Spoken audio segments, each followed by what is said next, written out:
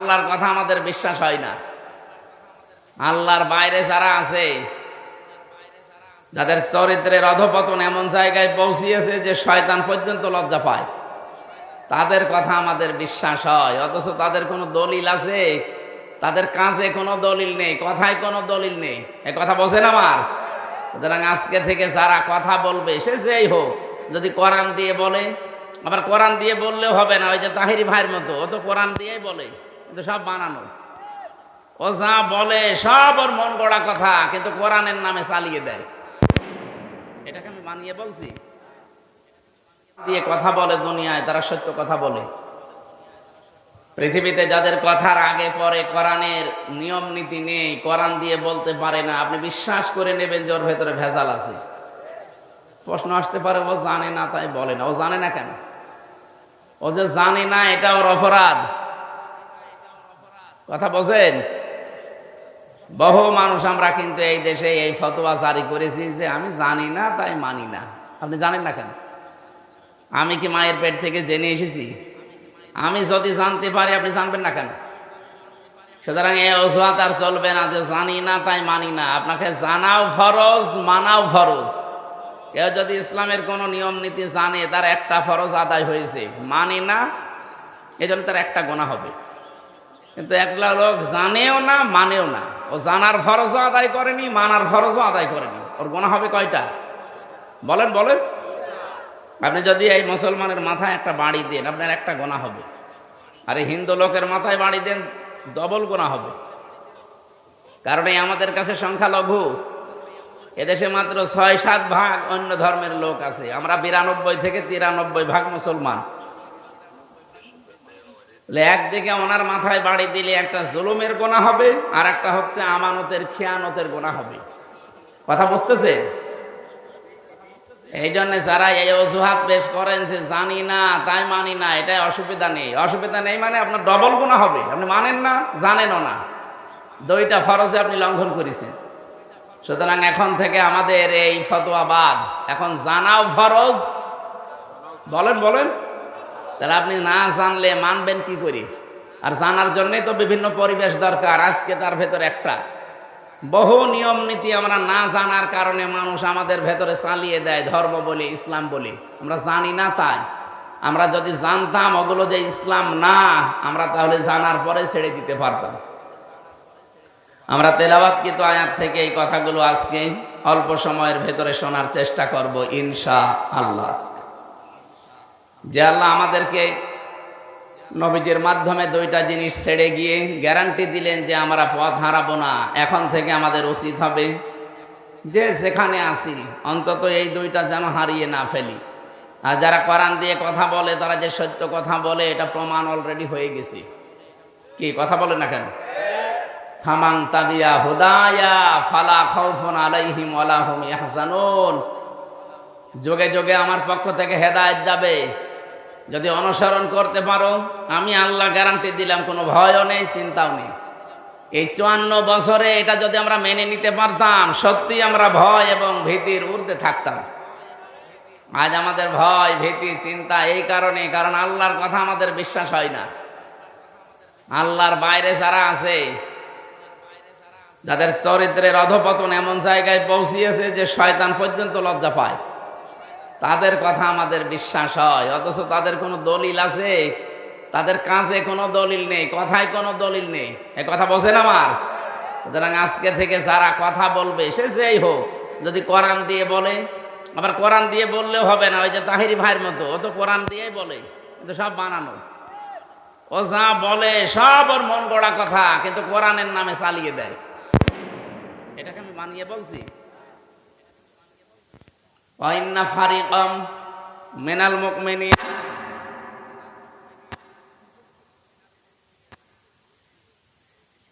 আল্লাহ রাব্বুল আলামিন জানিয়েছেন, ওয়াইন্না মিনহুম লাফারিকান ইয়ালবুনা আলসিনাতাহুম বিল কিতাবি লিতাহসাবুহু মিনাল কিতাবি ওয়া মা হুয়া মিনাল কিতাব ওয়া ইয়াকুলুনা হুয়া মিন ইনদিল্লাহি ওয়া মা হুয়া মিন ইনদিল্লাহ ওয়া ইয়াকুলুনা কাযিবা ওয়া হুম ইয়ালামুন। সূরা আলে ইমরানের ৭৮ নম্বর আয়াতে আছে, খুব ভালো করে মিলাবেন। এই সিনাইদা বিশেষ করে শৈলকুপার জন্য এই আয়াতটা খুব দরকার। ইন্না মিনহুম লা ফারিকান ইয়ালবুনা আলসিনাতাহুম বিল কিতাব। হে নবী, তাদের ভেতরে অনেক মানুষ এমন আছে যারা বক্তা, আলোচক, যারা কথা বলতে পারে। এই দল এমন একটা দল, তারা বের হয় কি করে আপনি জানেন? ইয়ালবুনা আলসিনাতাহুম, তারা তাদের জিহ্বায় রং লাগায়। তার মানে রং ঢং দিয়ে, সাজগোজ করে, সুর সার দিয়ে এমন ভাবে কথা বলে মনে হচ্ছে যে কিতাবের কথাই বলছে। লিতাহসাবুহু মিনাল কিতাব, মানুষেরা ধারণাও করে যে মনে হয় কোরআনের কথাই হবে। ওমা হুয়া মিনাল কিতাব, অথচ এগুলো একটাও কোরআনের কথা নয়। ওয়ায়াকুলুনা, তারা এই কথাও বলে হুয়া মিন ইনদিল্লাহ, এগুলো আল্লাহর পক্ষ থেকে সব নাজিল হয়েছে। ওমা হুয়া মিন ইনদিল্লাহ, এগুলো একটাও আল্লাহর পক্ষ থেকে আসে নাই। ওয়ায়াকুলুনা, তারা যা বলে আলাল্লাহিল কাযিবা, আল্লাহ সম্পর্কে যা বলে এগুলো সব মিথ্যা কথা বলে। ওয়া হুম ইয়ালামুন, অথচ তারা কিন্তু এটা জানে যে আমরা মিথ্যা বলছি। আপনি এখানে না বুঝলেও স্যার বুঝবে।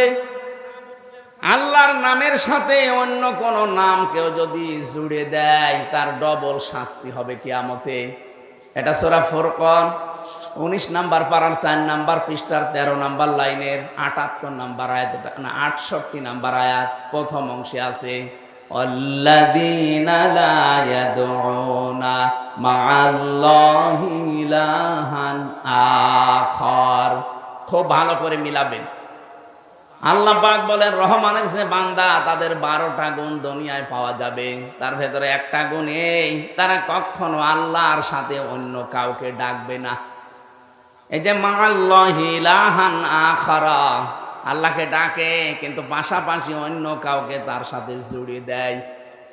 আমি নাম ধরে বললাম আপনাকে শিক্ষা দেওয়ার জন্য, বোঝার জন্য। বলেন তো, এই যে মাওলানা তাহিরি সাহেব, উনিও তো জিকির করে আল্লাহর।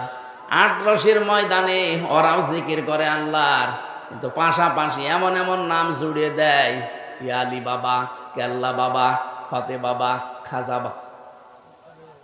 এগুলো বলে না বলে? তাহলে আয়াত অনুযায়ী কি ওই মানুষগুলো আল্লাহকেও ডাকে, পাশাপাশি অন্য কাউকে যারা জুড়ে দেয় জিকির হিসাবে, ইউদাআফ লাহুল আযাব, আল্লাহ বলেন এদের শাস্তি হবে ডবল। তাহলে এদেরকে যদি আল্লাহ শাস্তি, ওরা কি জানে না এই আয়াত? ওরা নিজেদের দরবার, নিজেদের পেটের কারণে এই কাজগুলো ওরা ধর্ম বানিয়ে নিয়েছে। রং ঢং দিয়ে, জিহ্বা উলট পালট করে, সুর সার দিয়ে মনে হচ্ছে হ্যাঁ এ কোরআনের কথাই হবে। আপনি দেখেন সূরা আলে ইমরানের ৭৮ নাম্বার আয়াতটা পুরাপুরি মিলে যাচ্ছে না এরকম বক্তাদের সাথে, এরকম পীরদের সাথে? এক কথা বলেন না কেন? মনে হয় যে না, এ যত সুন্দর করে সুর সার দিচ্ছে এমন হয় কোরআনের আয়াতই হবে। আর সাধারণ মানুষও তো এরকম, আরবিতে গালি দিলেও মনে করে হয় দোয়া করছে। আমি মাওলানা রুহুল আমিন ভাই একটা গল্প বলছিল আমার, দেখ ইমাম সাহেব সুদের বিরুদ্ধে ওয়াজ করেছে। মসজিদের সভাপতি সুদ খায়। সুদ মানে উনি ওই টাকা ছেড়ে রাখে, টাকা আসে, এই সুদ তো আর শৈলকুপায় নেই। এটা কিন্তু মায়ের সাথে জেনা করার গুনাহ হচ্ছে। আপনার হাসতেছেন মানে? আপনি টের পান কি করেন? আপনি 1000 টাকা ছেড়ে রাখে, মাসে মাসে 200 টাকা করে বেশি দেয়। এটা যদি এলাকায় থাকে এটা বাদ দেওয়া লাগবে ভাই।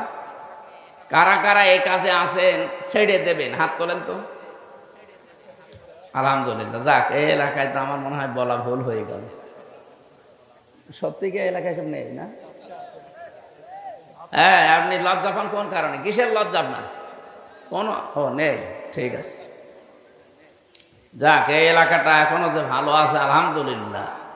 কিন্তু সেই দিন আমি ওই যে যে পেয়েছিলাম হরিণাকুণ্ড, ওনারা দেখলাম কয়েকজন হাত তুলেছে, টাকা ছেড়ে রেখেছে আর টাকা আসে। তাহলে ঝিনাইদহ একই জেলায় 2 রকম নিয়ম চলছে, কিরকম হইল না? তারপরেও যদি কেউ ভুল ভালো এগুলো করে থাকেন, আশা করছে আপনি ছেড়ে দেবেন।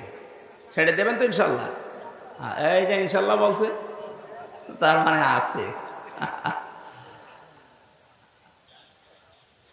আমার ভাইরা, সুদ খাওয়া, ঘুষ খাওয়া, জেনা ব্যভিচার করা, উলট পালট করে আপনি কামাই করছেন। বলেন তো, যে মানুষগুলো এরকম উল্টো পাল্টা করে কামাই করে আর বলে বাবা শাহজালাল, মদের কাছে সব হালাল, হালাল করে নিলেন সব। যেটা বলতে চাচ্ছিলাম এই হাদিস দিয়ে, বিশ্ব নবী মুহাম্মদ রাসূলুল্লাহ সাল্লাল্লাহু আলাইহি ওয়াসাল্লামের উম্মত আমরা যারা দাবি করছি, নবীজি এই পৃথিবীতে আসার পরে যতগুলো কাজ নিষেধ করেছিলেন তার ভেতরে কিন্তু এই সুদ একটা। কি সুদ একটা না? 500টা নিষিদ্ধ কাজ আছে এই কোরআনে, তার ভেতরে সুদ একটা। মানে আলোচনা করতে করতে সুদের আয়াত যে এসেছে, যে সুদ খাওয়া আর মায়ের সাথে জেনা করা সমান, সুদ খাওয়া আল্লাহ রাসূলের সাথে জেনা কি যুদ্ধ করার শামিল। এই কথাগুলো বলার পরে বেশ সুন্দর করে নামাজ হয়ে গেল। নামাজ পড়ার পরে যিনি সভাপতি আছে উনি বলছে, হুজুর আপনি আর ওয়াজের আয়াত পেলেন না, আপনি আমার দিকে তাকিয়ে তাকিয়ে আয়াতটা পড়লেন। আমি যে এলাকায় টাকা ছেড়ে রাখি এ তো সবাই জানে, আপনার বলার দরকার কি? ইমাম সাহেব কি ওইটা জেনে বলেছে? ঠিক আছে, আপনি যখন আমারে অপমান করলেন এতগুলো মানুষের সামনে, আমারে উলঙ্গ করে দিলেন, আপনার আমি আর রাখবো না, বাদ দিয়ে দিলাম। ঠিক আছে, ওখান থেকে গিয়েছে উপশহরে, ওই যে নাটোরের খেজুর তলা বলে আছে চলন বিলের ভেতরে, ওই এলাকায়। ওখানে ইমামতে নিয়ে আমি বেশ ভালোই করছিলাম, কয়েক সপ্তাহ গেল। কিন্তু প্রথম যে আয়াত তেলাওয়াত করেছি পর্দার আয়াত, পর্দার আয়াত আসার পরে সেক্রেটারি যিনি উনি ডাক দিয়ে বলছে, হুজুর আপনি একটা কাজ করলেন, আমার বউ না একটু ব্যারাকে চাকরি করে, একটু এলোট পালট হয়ে যায়, আপনি তাই বলে এইভাবে বলবেন? মানুষ তো জানে যে আমার বউ চাকরি করে, আপনি বলতে গেলেন কেন? আপনি যখন আমার মান সম্মান রাখলেন না, আপনাকেও রাখবো না, বাদ দিয়ে দিয়েছি। বলছে এখন আমি আর শহরে উপশহরে কোনো জায়গায় থাকবো না, এমন এক গ্রামে যাবো যারা আরবি বোঝে না। ওই চলন বিলের ভেতরে এক গ্রামে নামাজ পড়িয়েছে, ভালোই বয়ান করেছে, একেবারে সরসার দিয়ে কথা বলার পরে উনি জমান নামাজে তেলাওয়াত করেছে সূরা ইয়াসিন, কয়েকটা আয়াত, ইয়াসিন আল কোরআনিল হাকিম। তেলাওয়াত করার পরে নামাজ শেষ হয়ে সবাই বলছে, না ইমাম সাহেব ভালোই আছে, এর গলা খুব সুন্দর, কণ্ঠ ভালো, এইটাই লাগবে। কিন্তু ক্যাশিয়ারের মন খারাপ, ডাক দেয়া বলো, হুজুর আপনি কি সূরা পড়লেন? কেন? ইয়াসিন পড়েছি। আপনি একটা কাজ করলেন, এই মসজিদের সভাপতির নাম ইয়াসিন আর ওর বাপ মরে গেছে, তার নাম হাকিম। আপনি তো বললেন ইয়াসিন আল কোরআনিল হাকিম, আমি তো ক্যাশিয়ার, আপনাকে টাকা দেব, আমার নামে কোনো সূরা নেই, আমি আপনার নামে সূরা পাবো কোথায়? আপনার নাম তো বাবর মিয়া, বাবর মিয়া নামে কোনো সূরা আছে? আগামী সপ্তাহে আমি জানি না, আমার নামে যেভাবে হোক একটা আয়াত পড়া লাগবে, যদি আগামী সপ্তাহে না পড়েন আপনার আমি বাদ দিয়ে দেব। ওই একটা সপ্তাহ ধরে চিন্তা করছে আমি বাবর মিয়ায় কনে পাবো, ওরা কোরআন খুলে দেখে না বাবর মিয়া নামে কোনো সূরা নেই। বাবর মিয়া নামে তো সূরা পড়া লাগবে, একটা বানিয়েছে। জমান নামাজে প্রথম রাকাতে সূরা ফাতিহার পরে পড়েছে, ইয়া বাবর আনতা কালবন ওয়া আবুকা খিনজির ওয়া জাদ্দুকা হিমার ফাইন্নাহুম জাহিলুন। টান এমন দিয়া দিয়েছে মনে করছে কোরআনের আয়াতই হবে। নামাজ শেষ করার পর বলছে, হুজুর কি আয়াত পড়লেন যে সব জায়গায় শুধু আমারই নাম? আপনি একটু বাংলা বলেন তো আয়াতের। বাংলা বলা যাবে না, না বলেন। বাংলা হচ্ছে, হে বাবর নিশ্চয় তুই কুকুর, তোর বাবা শুকর, তোর দাদা গাধা, তোর 14 বংশ সব মূর্খ দল। একটা সূরা হইল, আরবি তো ভালোই লাগছে। ওর ইমামতি যাই ছিল আর থাকবে, ওই জায়গা থেকেও বাদ দিয়ে দিয়েছে। আমি যেটা বোঝানোর জন্য উদাহরণটা বললাম, আজ ভাবেন তো কোরআনে কারিমের আয়াত তেলাওয়াত করার পরে এত সুন্দর করে সরসার দিয়ে তাহেরি ভাই এবং এই সন্নি নাম নিয়ে ভণ্ডরা এমন সুন্দর করে তেলাওয়াত করে টান দেয়, মানুষ বলে আল্লাহু আকবার, মনে হচ্ছে কোরআনের আয়াতে মিথ্যা। আল্লাহ এবং রাসূলের কথা মিথ্যা হওয়া সম্ভব না। ওমান আসদাকু মিনাল্লাহি কিলা, আল্লাহ বলেন আমার চাইতে সত্য কথা কেউ বলে না। পৃথিবীতে যত কথা আছে সবচাইতে সত্য কথা আল্লাহর পরে রাসূলের কথা। সুবহানাল্লাহি ওয়া বিহামদিহি। এই জন্য হাদিস মান ক্বালা বিহি সাদাকা, যারা কোরআন দিয়ে কথা বলে দুনিয়ায় তারা সত্য কথা বলে। পৃথিবীতে যাদের কথার আগে পরে কোরআনের নিয়ম নীতি নেই, কোরআন দিয়ে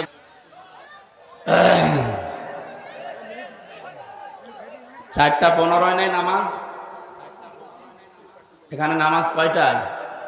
হ্যাঁ, একেবারে 4:15 পর্যন্ত আলোচনা হবে। কেউ নড়াচড়া করবেন না। 4:15 পরে এখান থেকে নড়বে, এখানে নামাজ পড়ে বাড়ি যাবে। নাহমাদুহু ওয়া নুসাল্লি আলা রাসূলিহিল কারীম। আম্মা বা'দু ফাউযু বিল্লাহি মিনাশ শাইতানির রাজীম। বিসমিল্লাহির রহমানির রহিম।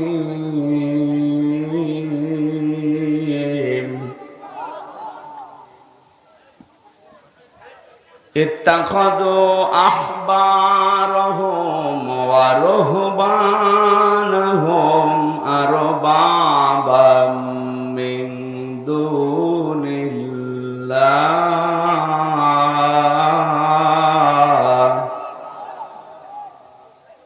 আরবাবাম মিন দুনিল্লাহি ওয়াল মাসীহ ইবনা মারইয়াম ওয়া মা উমিরু ইল্লা লিয়া'বুদু ইলাহান ওয়াহিদা লা ইলাহা ইল্লা হুয়া সুবহানাহু আম্মা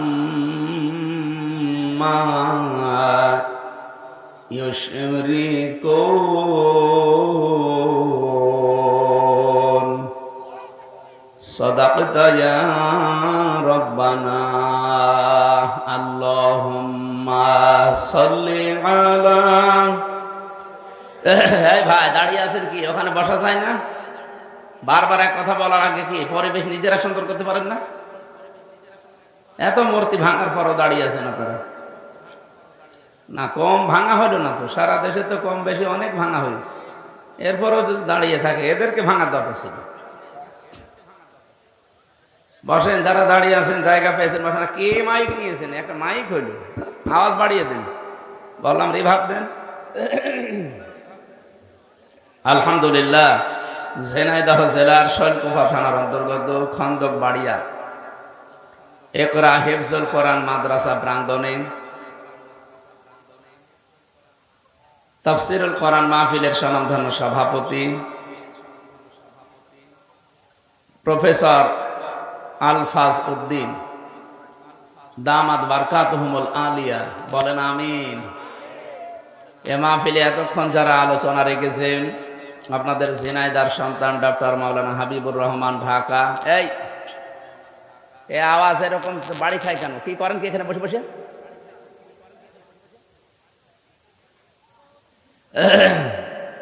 মাওলানা হোসাইন আহমেদ মাহফুজ চুয়াডাঙ্গা, মাওলানা শামসুল ইসলাম বকুল কাতলাগাড়ি, এর প্রতিষ্ঠাতা যিনি এ থানার সম্মানিত ব্যক্তি, সমাজসেবক, অত্র এলাকার কৃতি সন্তান মরহুম অধ্যক্ষ সিরাজ আলী, হাজার হাজার মানুষকে যিনি জ্ঞান দিয়েছেন।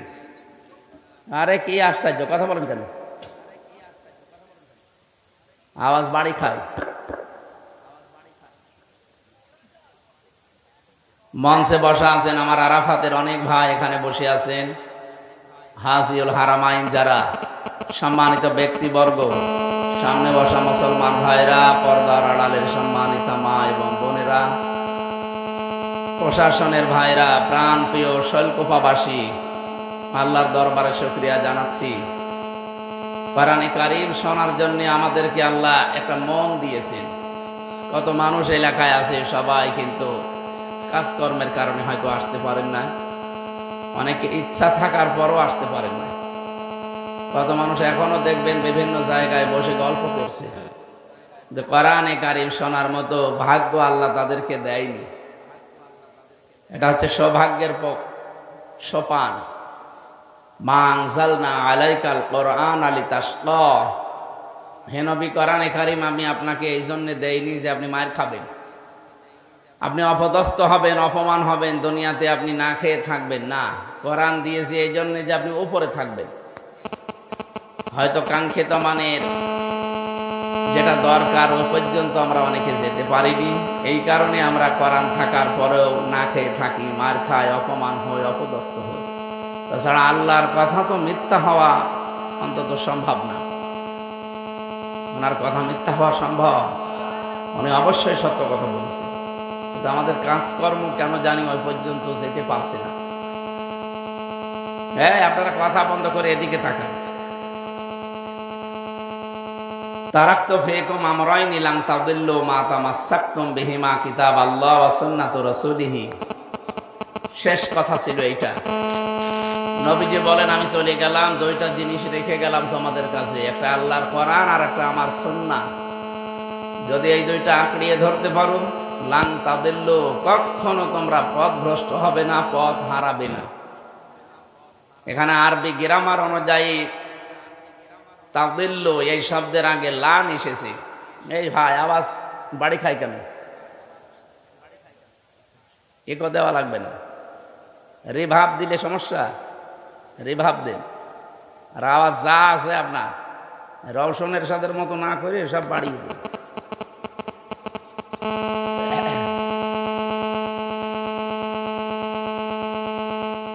যেহেতু বিশ্বনবী মুহাম্মদুর রাসূলুল্লাহ দুইটা জিনিসের নাম বললেন আর গ্যারান্টি দিলেন কখন তোমরা পথ হারাবে না, আজ আমরা পথ হারিয়ে ফেলেছি।